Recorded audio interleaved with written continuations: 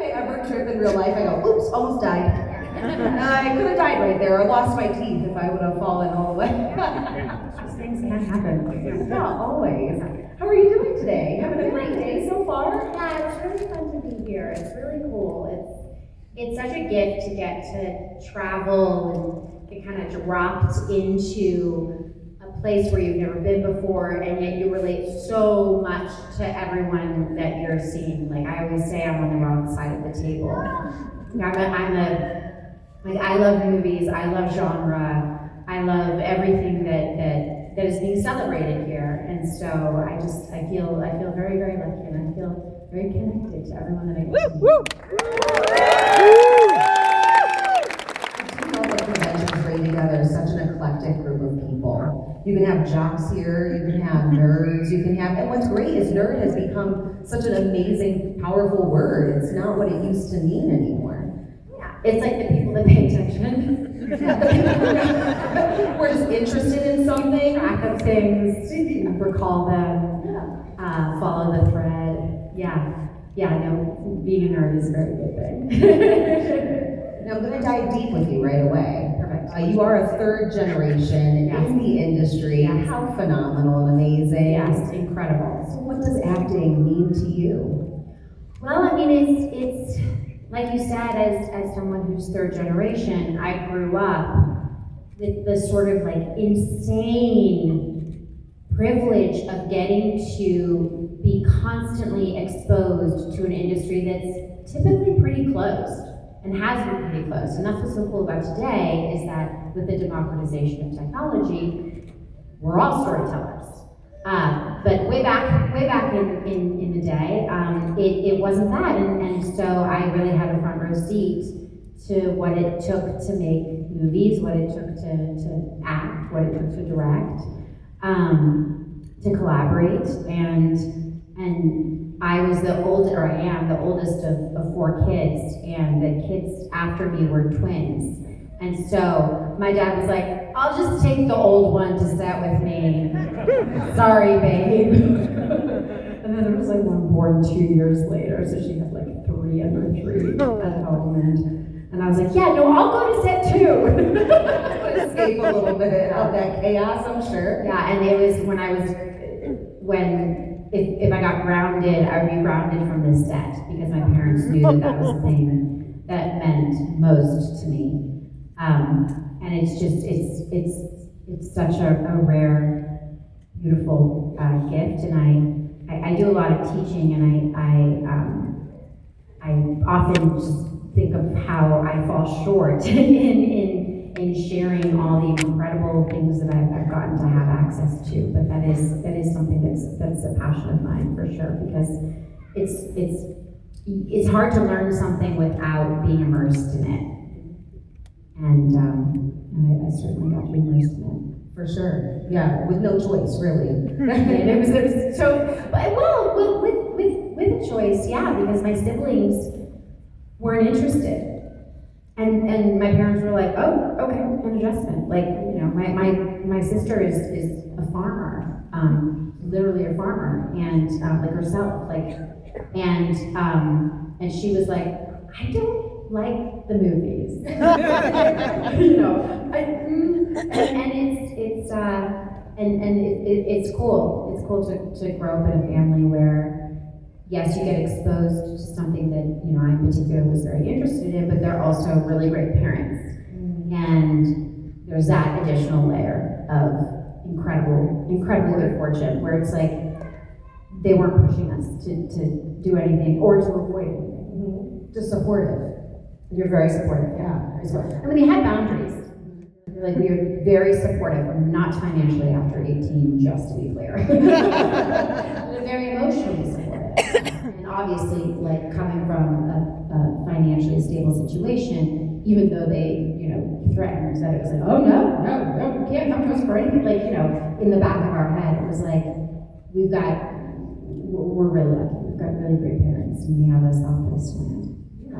Being so immersed in that environment, did that give you a different perception on the industry, becoming an actress, and then also directing and getting behind the camera? I feel like you would have a little bit more knowledge than most people would who just start out and go, I want to be an actor. Yes. There are some things that people think about what it takes to sort of make it or reach mastery. I think there's less delusions around what it takes to achieve mastery. We know a lot, I mean, 10,000 hours to start with, an incredible mentor, a passion that just burns within you and you cannot be stopped by anything or anyone because you are going to attain mastery. So that we sort of have an understanding of, but making it is this very weird thing that we are brought up to desire, to want, and to get to have a perspective on what that duality, someone who's an artist who's reaching for mastery, but they're also they're famous and in a public position, and it's the thing when I teach, one of the first stories that I tell, and this is applicable to anyone in any creative industry, but specifically I'm going to be talking about acting here. My grandmother was an actress. When I was 16 years old, she took me to Las Vegas, and she was like, you can walk the floor with me. She would do like the nickel slot machines, and I was just hanging out with her, and she said, and she knew that I was interested in acting, and I'd been going to summer camp doing acting stuff and in high school. She said, do you know how many auditions the average working actor has to go on in order to get a job? And I was like, I don't know, like 10, maybe? And this is the average working actor. So what that means is that they're paying their SAG dues. They're earning over $20,000 a year as an actor, professionally, which is hard to do. It is very hard to do. So this is the average working actor. Gets 1 in every 64 auditions. Imagine applying for that many jobs. Yeah. But that's normal. That is what the job is. But most people have internalized the fact that if they don't make it by the 5th or 6th or 10th or 15th or 20th or 30th audition, that they don't have it. And unlike me, at home, there's probably not parents saying like, listen, it's about like what my parents were saying, where they were like, yeah, so don't rely on that to support you. Please stop, go get other jobs, Bryce. Please, like, dog walker and nanny and worked at a daycare, and these are jobs that were, I perceived them to be temporary, but they provided a lot of stability, because when you're auditioning, it's just like, it's gonna take a really long time. And then there's you first break through, and then there's kind of another layer of complications where then people are like, oh, we know what you can do. No, you don't need to audition. We know what you can do. We love what you can do. It doesn't work for this. No, we're not going to see you. Like, it's a very interesting sort of process. And growing up in a household where I knew that this was not personal at all. Watching, I used to get to operate the camera for the auditions that my dad was holding. So I got to operate the camera and watch these incredible actors do work. And every single time it was not clear who the actor should be, because there were so many who were so great. And so it's crucial to know what's normal. And yet, when an industry is not transparent, you don't know what's normal, right? Especially in storytelling, but what's typical, what you can expect. And so I feel very lucky because I didn't personalize the early rejections and all of that. And I was also very lucky because it's when you're a child of, people are there is an inherent curiosity. So you get to walk through the door. Now, if you mess up, you get to walk through the door, and what it takes, if you trip on the stairs, you're not going to bring you to a convention anymore. No more panels. Truly. So it is a lot about getting into the door, but once you're in the door, 1 in 64 auditions, and that means you're making it. And for us, normal people, when we're applying for a job, you can apply for 64 jobs. You're not going to give up. You need a job. You got to pay the bills. You don't stop. And I feel like it applies the same for acting. You don't stop. You don't give up. If this is what you truly want, you go for it. But you do not put pressure on your art to support you. And I at least teach my students that, you know. Well, you've earned that though, throughout time. You've earned that in your own right with everything that you've done and the Rolodex of films that you have from The Village and Black Mirror. And I mean, you've really just hit the mark. Is it hard to find your own creative artistry when you are under that shadow of expectation and scrutiny from everybody else? Well, it's so interesting because it's that so-called pressure feels real, but really it's the anticipation of people being curious. Like, oh my God, how lucky to be in a situation where you've got pressure on yourself. And so, yes, I definitely, in particular with my directing, I feel like I still have not directed a narrative feature. I've directed 2 documentary features. I've gotten to direct over the last 20 years, and a lot of stuff that I'm really, really proud of, which is wonderful. But I haven't directed a narrative feature, and I do feel that there could be some comparison, and the comparison, my dad is 27 years older than me, and he started working when he was 3, maybe even a little younger than that. And so he's like so far ahead of me, it's not even funny. Like there's no catching up. And so I have thought to myself many times, you know, if I do get the opportunity to direct a narrative feature, which I'm working very hard to try to create that opportunity, that I better be ready. Because if I'm not ready, that's not cool. That's not cool. That's wasted space. Someone else should be in that position. So the pressure is also a privilege, and it's and an opportunity to like be like, okay, what do I need to learn? What do I need to have experience in order to be in a position where I can be the director of a group of, you know, people. Yeah. No, it's amazing, honestly, because don't you advocate as well for like safety on set and having, which is something I don't think that people were thinking about years ago, and that you were very vocal about. So funny that you know that. Yeah, I'm out of control. Sorry, I'm such a pain. I'm such a pain on set. I'm worried about everyone's knees. I'm worried about everyone's eyes. Concerned, she has a big heart. Hydration levels. My God, I literally, like Curry Barker. I've been texting him every single day that he needs to drink 8 ounces of water. The moment that he reads the text. The cast got together and I talked to the cast for the session and they were like, so what advice do you have? And I was like, hydration. Hydration. Everybody should stay hydrated. Yes, which also means don't drink. Don't drink during a press tour, because it is just it's gonna end up gnarly. So just set yourself up for success.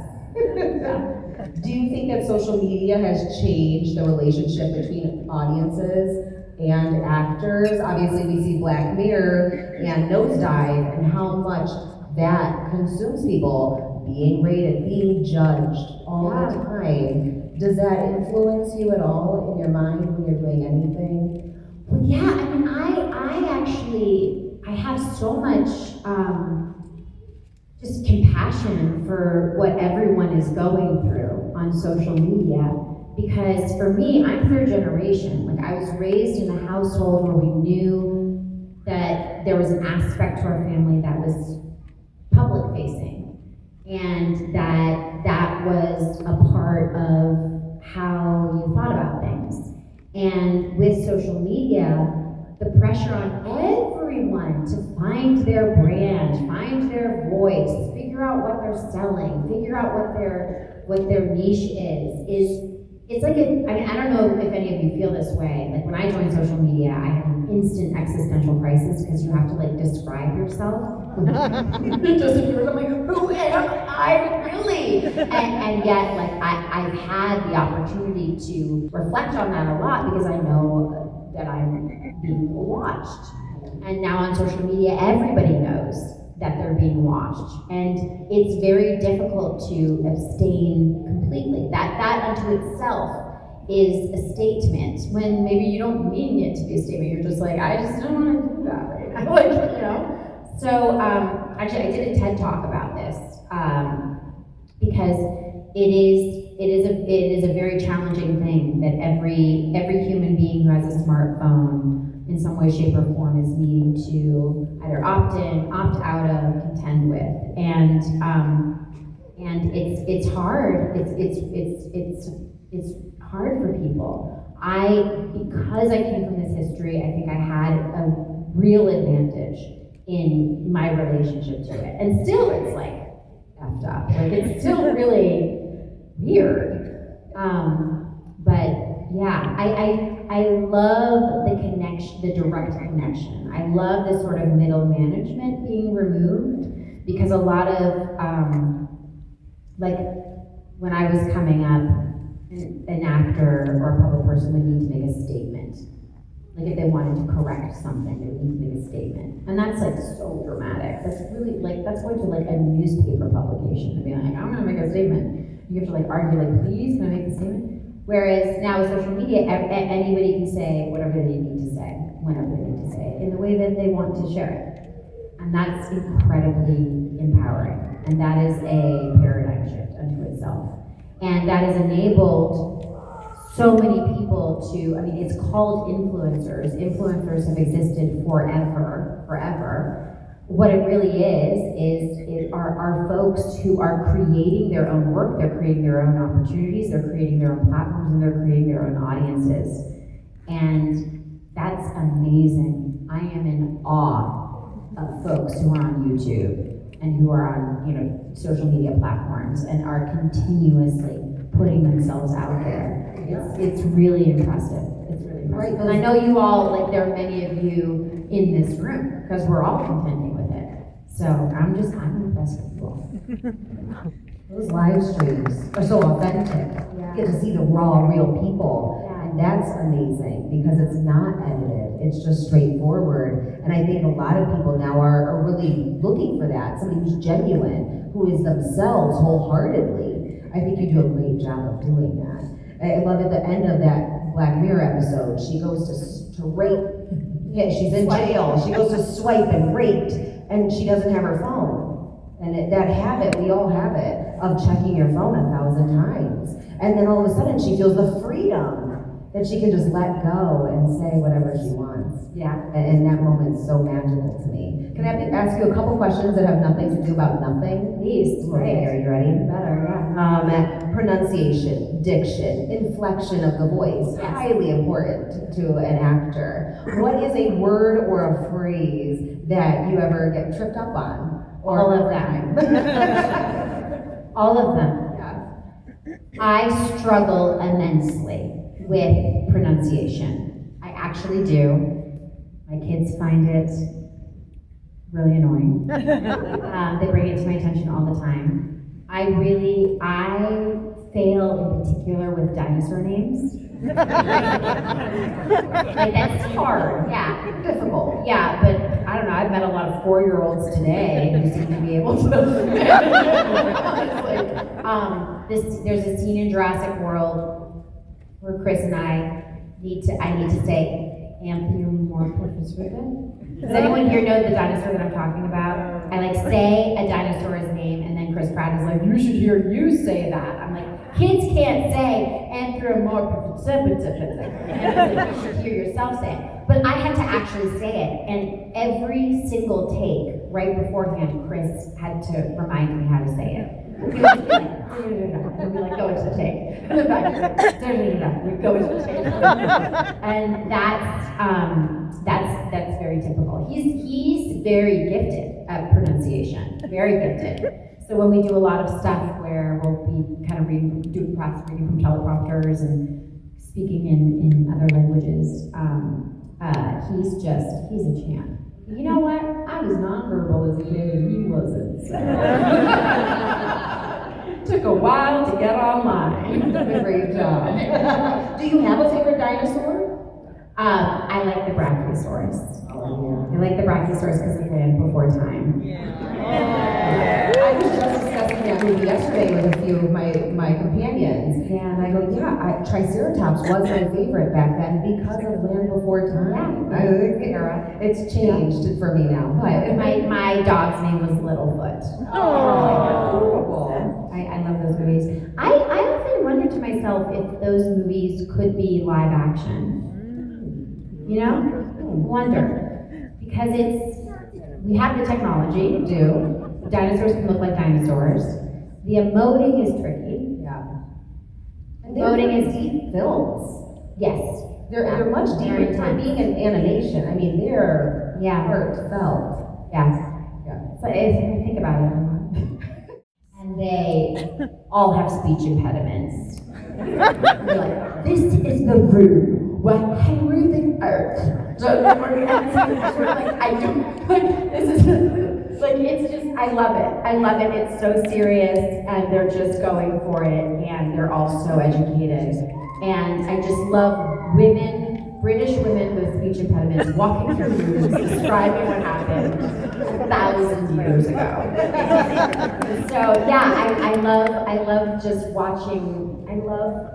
There are a lot of eras that I'm very interested in. Oh. And one of my favorite things to do is to pick a time period and to figure out what everyone was doing all around the world at that time. Ooh, that's cool. So I was like 1000 BC.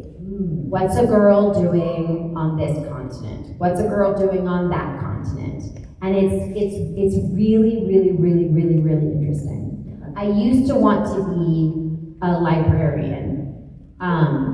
That was like research and the just incredible joy of discovery that happens when you're reading nonfiction in particular. That was sort of like my whole world. So I love it. I mean, I would be interested in living in trying out anything. Because it's gotta be so much different than we can even imagine. Oh yeah, like in Versailles, they were peeing in the corner, in the corridor and stuff. I mean, it's absolutely, Henry VIII is one of my favorite things. I'm absolutely obsessed with him. And people think it's very strange, but I'm like, it's fine. I have a hobby. Yeah. Yeah. What's something that we would find in your pantry or refrigerator that would surprise us? Well, what might surprise you is that I have an aversion towards food. I don't like food. I struggle with the texture of food, literally. And so I kind of only eat like a few things. I have these Orgain shakes that I have like 4 or 5 times a day, which I think keeps me running. Salt and vinegar chips is a mainstay. Chocolate, very important. Well, food, in my opinion. It actually releases a chemical that makes you feel love. Those endorphins are all we need. Yeah. All we need. Who cares about vitamin D? And so that's kind of what I eat, and I have like food allergies too. So I'm the most boring human being in the world when it comes to food. Hot chocolate is my favorite thing. I have a shirt that says powered by hot chocolate. Because and if someone there was a movie I did called Argyle. Yes, yeah. And there was a scene that ended up being very, there wasn't any air conditioning in the building, and it was a very, very physical scene, and it was a very sort of like intense thing. I ended up passing out and going to the hospital. But before that, Matthew Vaughn, the director, looked at me, and I saw his expression change. This is like 20 minutes before I passed out. And he goes, "You need a hot chocolate." I was like, oh no, it's gotten bad. It's gotten bad. You put marshmallows on top, or are you a whipped cream girl? Neither. No, just plain Jane. Straight up Whole chocolate. milk, hot chocolate. Yeah, love it. Are you making it on the stovetop? I do. I have a little thing that I got as my like gift for doing this movie called Deep Cover. But like it's like this little like pot that you just make hot chocolate in. Like you just like put a little like things and then it makes 1 cup of hot chocolate. It's like the most luxurious thing I know. That's perfect. Yeah. What if you could? There were no rules, no consequences. What would you do for the day? Sorry, I just thought it was like Lucky Charms is like in my bag. Favorite. I brought love 3 Lucky Charms things, 1 for each day. So sorry, what was your question? What would you do if there were no consequences and no rules for the day? What would be the go-to thing? Would you jump off a building? What would you do? Like, and you remain intact? Yes, you survive, you can fly. What would you do? Yeah, I would do, so I'm not someone who does dangerous things in life ever. I don't even jaywalk. I will not jaywalk. I will not. It's a thing. It's dangerous. It is. And I won't. And it's alarming to everybody in my presence, especially when there's no cars around. But ever since I was a child, I'm just gonna admit some things. I have this sneaking suspicion that I can't fly. I can, in fact, fly. I tried many times down the stairs. It was perilous. It makes no sense to me that I can't use the force. It makes no sense. I know it's possible. You feel it inside. I know it's possible. Like if I need to shut a door and the door's all the way on the other room, and you need to turn something off, you need to lift something, like I should close a curtain, just like.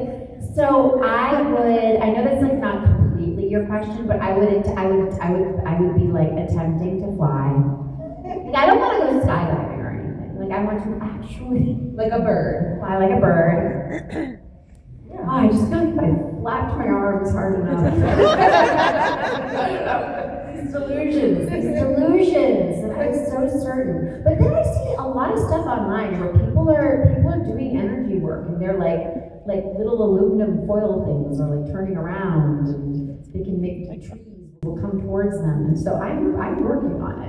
I'm sure we can get you in a movie that you could do all of those possibilities. No, but I want to do it for real. But it's true, like George Lucas developed the intention for Jedi was for them to be doing things that human beings could do. Like you've heard stories, people doing extraordinary things that are akin to the specific abilities and skills that Jedi have. And so I definitely believe the Force is real. But specifically the way in which it manifests in Star Wars, I also believe that is real. Yeah!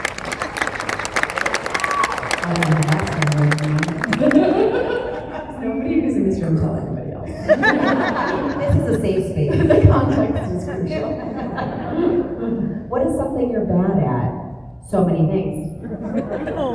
I'm limited in certain ways, and I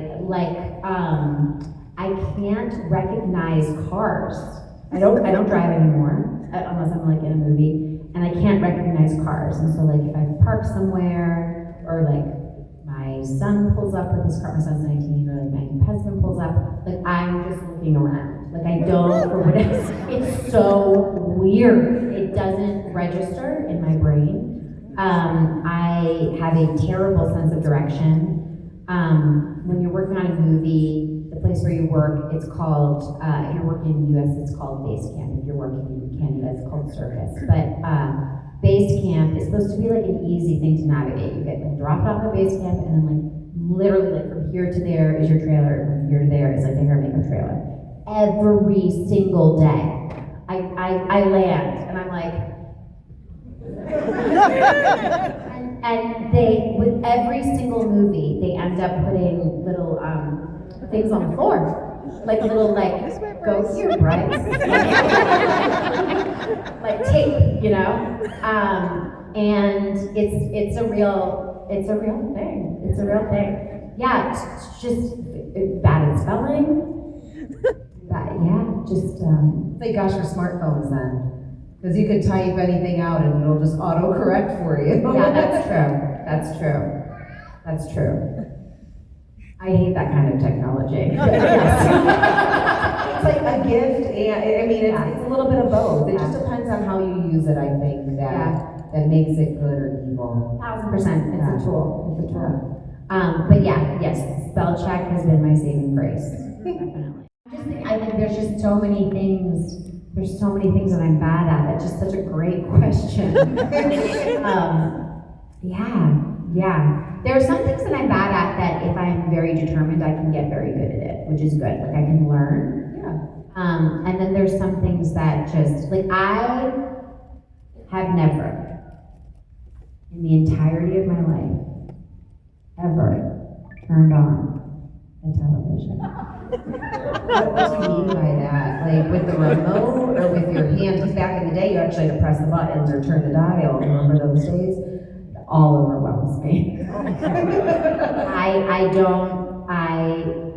I don't turn on a television. Use the force. Use the force. Turn on! Exactly. No, and because the remotes and all that kind of stuff, it get really confusing, and I just abstain. I do not watch television unless someone else is watching it. I swear to God. Well, I'm not exaggerating. I've never once in a hotel room for the entirety of my life. I'm bad at turning on TVs. I love that fact about you. Can I ask you one more question? Before I let you go, because I have to let you go. You said something that I had listened to, that you said you have no sense of smell. That's another thing I'm bad at. Is that why you probably don't enjoy food as much? I think so. I think it could be part of it because I don't taste as much. But I thought I had no sense of smell.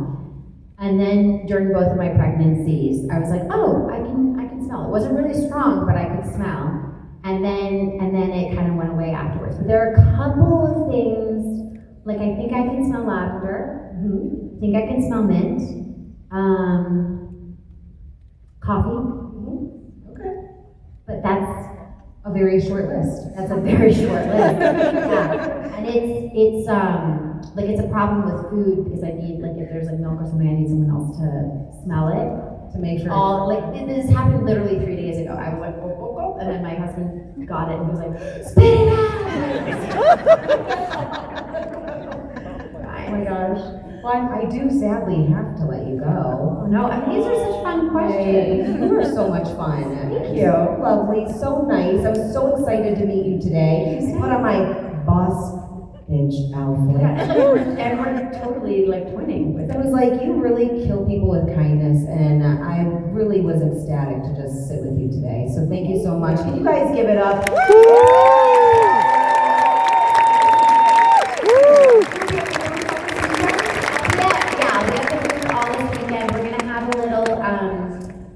Whiteboard that says if I'm going or there, I'm profoundly insecure about folks waiting in line and I'm off doing a photo op. Respect their time. Yeah, I know, but I was a little late this morning, so maybe I could do better. But I'm just gonna be honest.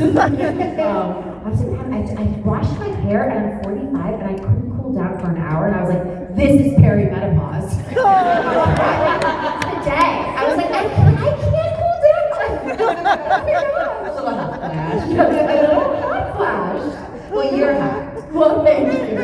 You're hot. You guys, give it up one more